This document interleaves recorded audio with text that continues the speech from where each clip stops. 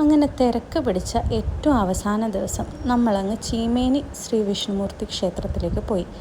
ഇങ്ങനെ വലിയ പേരൊന്നും പറയാറില്ല, നമ്മുടെ ഭാഷയിൽ പറഞ്ഞ ചീമേനി മുണ്ടിയ.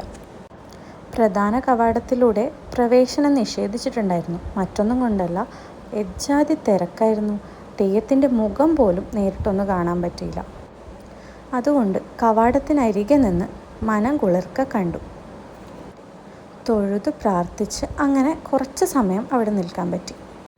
ഒരു വശത്ത് നിന്ന് മറ്റൊരു വശത്തേക്ക് പോകാൻ സൂചി കുത്താൻ പോലും സ്ഥലമില്ല.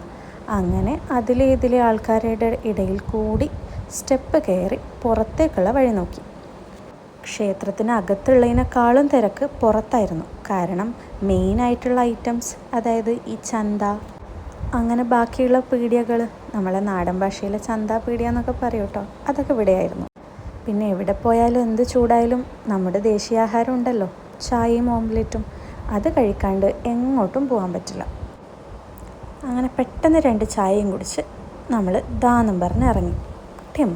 പാർക്കിങ്ങിൽ നിന്ന് വണ്ടി എടുത്ത കഥയൊന്നും പറയണ്ട, റോഡിൽ പിന്നെ ഇജ്ജാതി തിരക്കും. അപ്പോൾ ടാറ്റ ബൈ ബൈ.